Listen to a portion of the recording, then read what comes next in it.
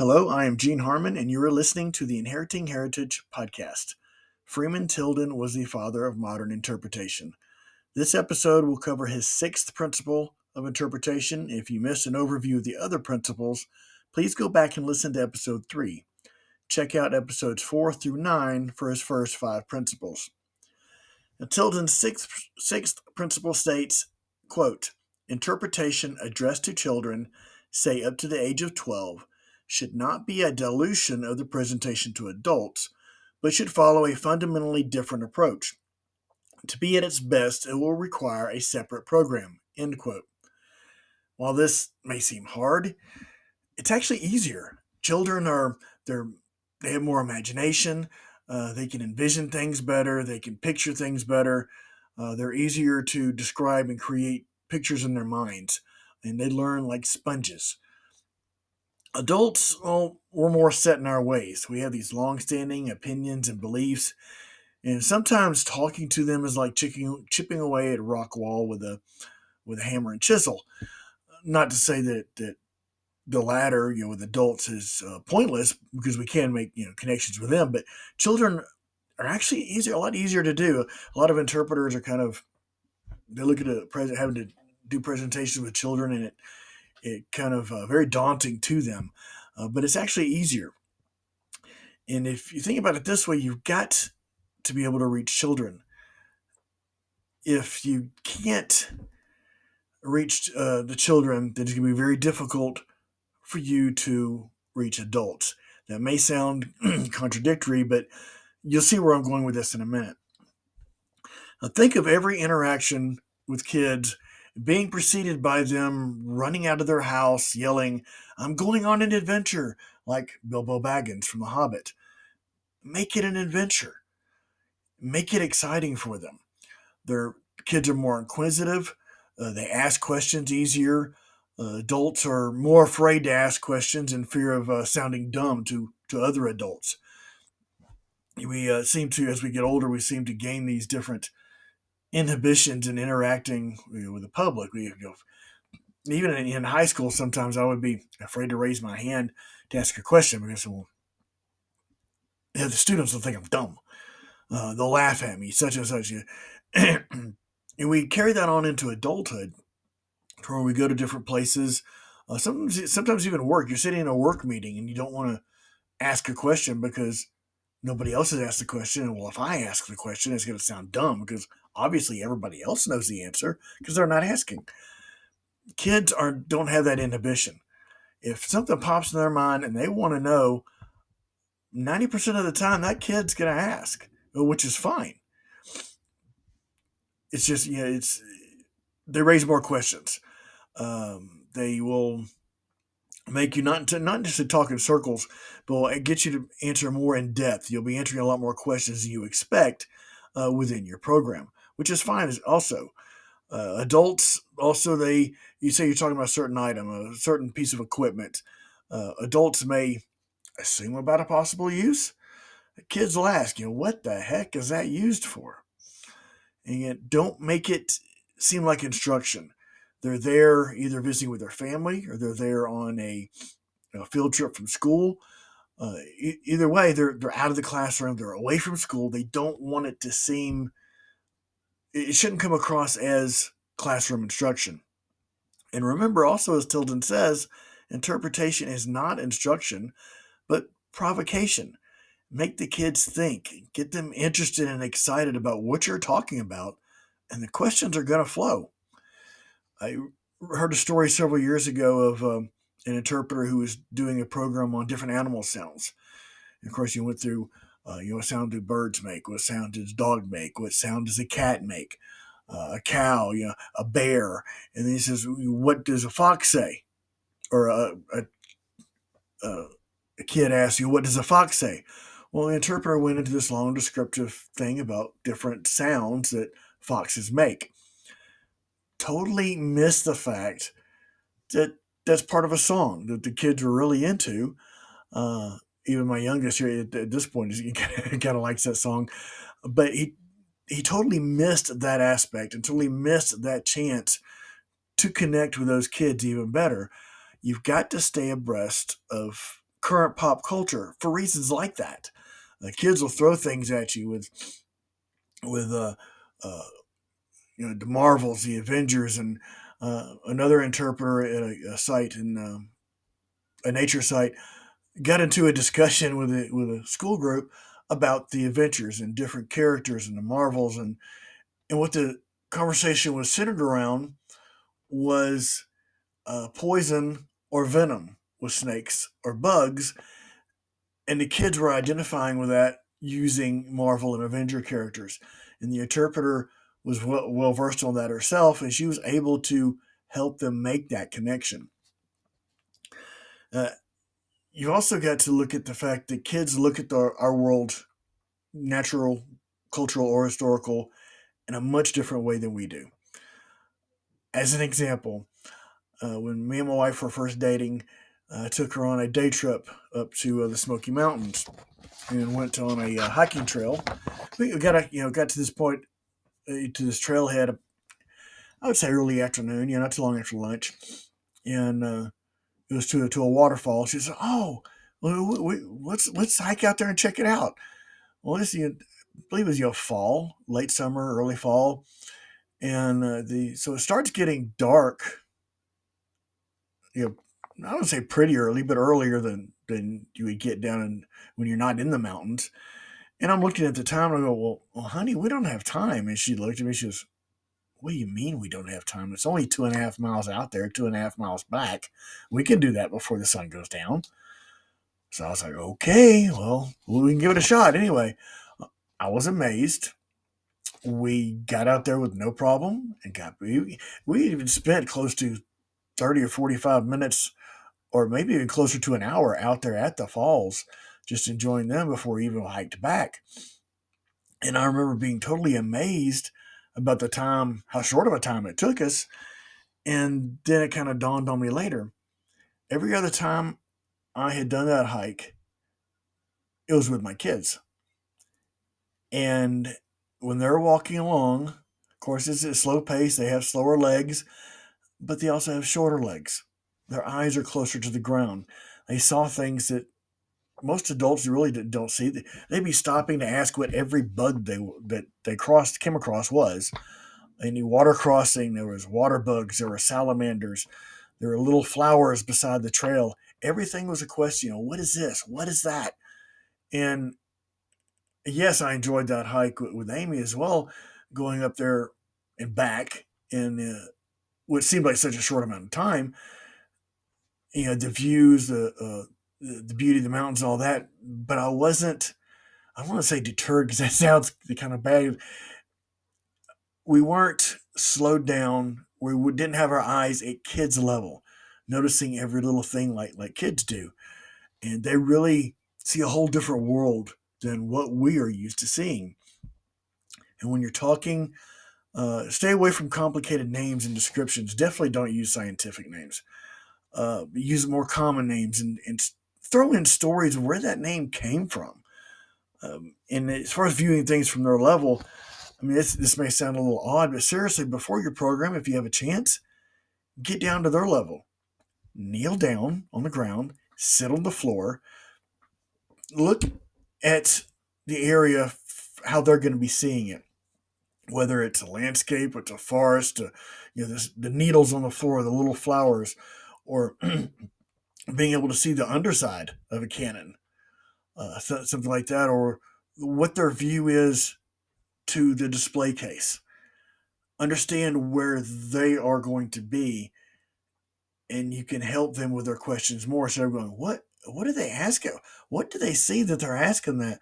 Get down to their level, and you'll be able to see where their viewpoint is. Also, slow down.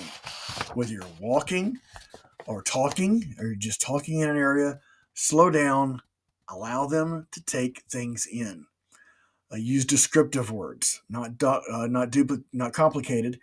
They love words like the biggest. If they can see the biggest tree in the area, or the highest hill, or the highest mountain in the park, the prettiest flower, prettiest bird, deadliest, darkest, brightest. They love adjectives. And repetitive questions are fine. In other words, A lot of times you'll get one question from one of the kids, and then you may get the same question from another kid, and the same question from another kid. It's not necessarily that they're not listening to what has already been asked, is they're looking for reassurance that they're remembering the answer correctly. The repetition helps them learn. Facts that they learn, they usually will, you could say, defend. If it comes up later, somebody goes, well, this is such and such. They go, well, no, I understand that this is true. This fact is true. If you've heard me reference wolves before in any of my podcasts or know me personally, they're my favorite animal, and I've done a lot of research on them. When our oldest daughter was little, she watched the animated Beauty and the Beast quite often. In the scene where the wolves are chasing Belle's father, Maurice, she would jump up and yell, "They wouldn't do that," while pointing at the TV. Evidently, she had been paying attention to all the conversations I had had about wolves that she'd overheard, the different things that I had said talking to people. Not only will it stick in their minds, but in the process, they will provoke other people to think when the subject comes up and they interject their own thoughts, their feelings, their opinions. Also, make it fun. Throw in an art or a craft, any involvement, hands on or great. And make sure the sites connect with you, the activities connect with your site. I know a lot of I've done a Civil War drill with a group of kids. We use wooden muskets and taking them through all of it, kind of showing them movements and everything. But it connected with them more having that wooden musket in their hand and moving it around like I was with the rifle that I had. It connected a lot more with them and made it more personal to them because they kind of got a very very small taste of how a soldier marched in that time frame, but it was still a taste. It was enough for them to get excited about, to go home about, to get interested about, to hopefully look more into when they got home. One historic site used cards, which were handed out to kids with basic info on a person. I believe it was part of their junior ranger program. It kind of like scavenger hunt style. They would find out more and more about their person throughout their visit, and then at the end, it was revealed to them whether they lived or died. Yes, that sounds kind of heavy, but it gets them into it. It got them to identify with their particular person, and it was also personal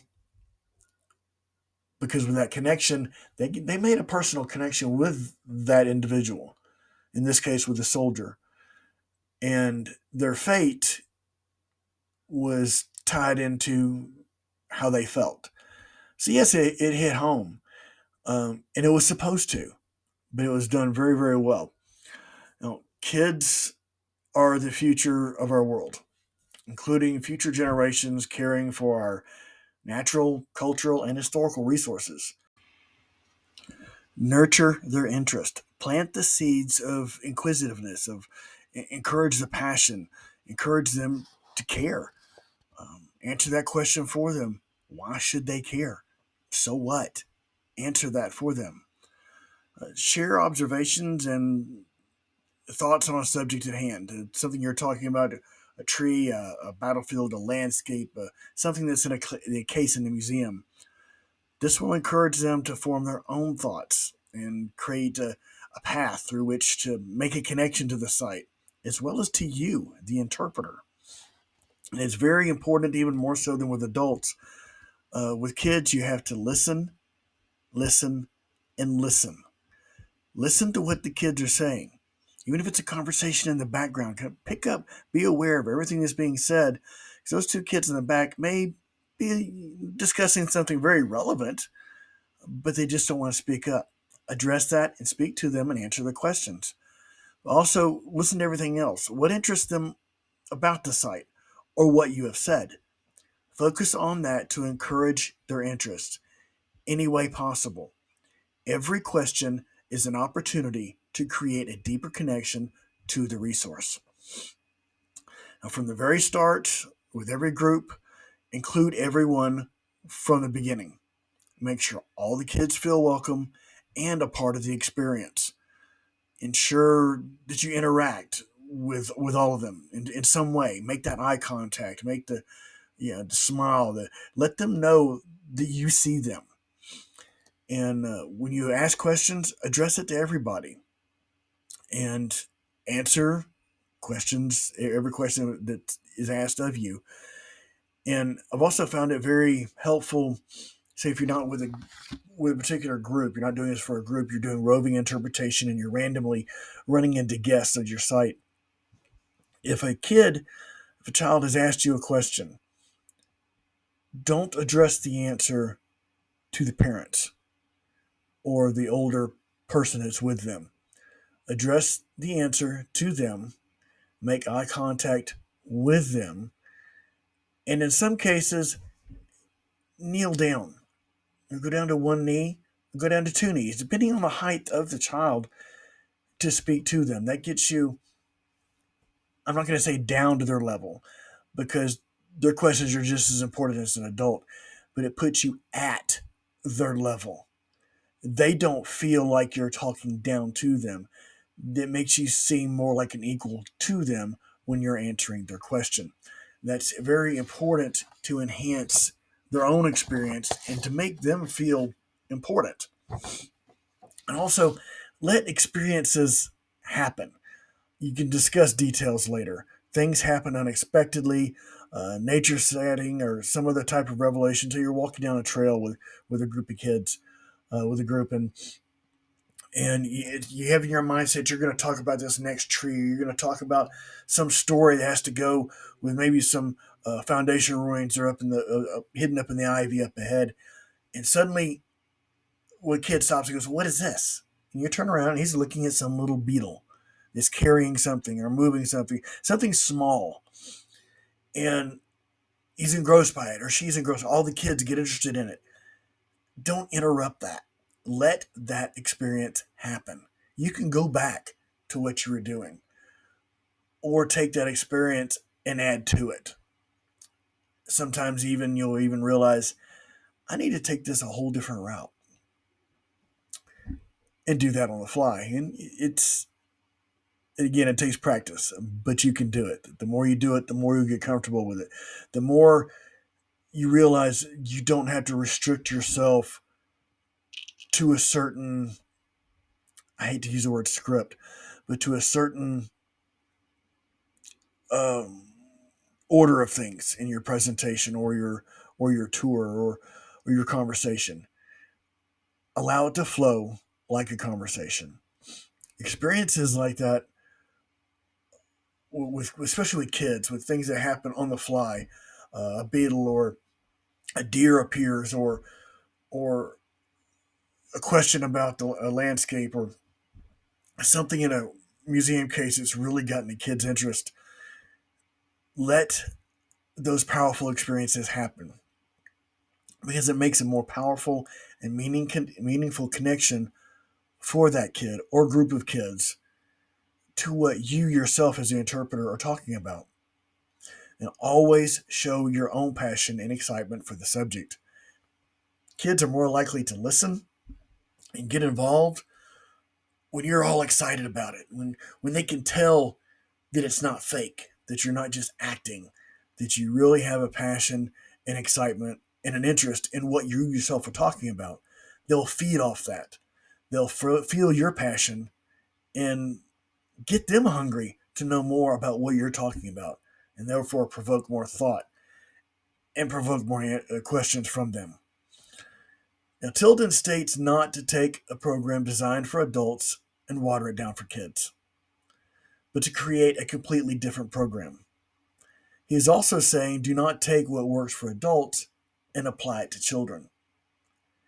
Instead, I think it best if we take our interactions with kids, what we learn from that, what we take away ourselves as interpreters from interactions and tours with children, kids, school groups.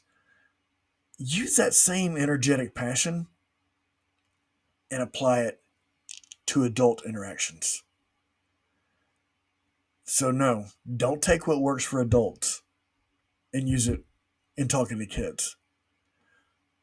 But I guarantee if you take what works for kids and turn it around and use that in your adult interactions, it will improve those dramatically because we as adults all have that inner child. Amy will verify that for me. But use your inner child to connect with the kids visiting your site. Connect with the kids and apply what you learn in the process to all other interpretive interactions. Inheriting Heritage provides interpretive consulting, interpretive training, and heritage interpretive programs. The programs are done in more of an interactive style instead of straight dissemination of information. Consulting ranges from fine-tuning existing programs to development of new ones. It is not era or subject specific, but geared toward the process of interpretation and how it can best be utilized at your site to engage guests. Interpretive training is based on Freeman Tilden's founding principles of interpretation and styled after the methods of the National Association for Interpretation. I have also been approached by members of the sales and marketing fields who are interested in adapting my training to improve the effectiveness of their respective staff. Qualified as a certified interpretive guide with the National Association for Interpretation, Inheriting Heritage LLC has developed and implemented interpretive programs at state parks, national parks, historic sites, and museums. Before I go, I would like to send a huge shout out and thank you to my wife Amy. She has been a constant source of encouragement, pushing me to chase my dreams, and provided invaluable input. This podcast and my interpretive endeavors would not be possible without her support. Thank you for listening, and I hope you will listen next time to the Inheriting Heritage podcast. This podcast was written and produced by me, Gene Harmon, manager of Inheriting Heritage LLC. The music playing in the background is Wild Dew by Audio Result. The opening and closing music is Cantina Rag by Jackson F. Smith. If you have any questions or want to know more, please visit my website at inheritingheritage.com. Whether it is the natural world, our cultural world, or our historic past, it is a heritage which belongs to all of us, a heritage we have inherited together.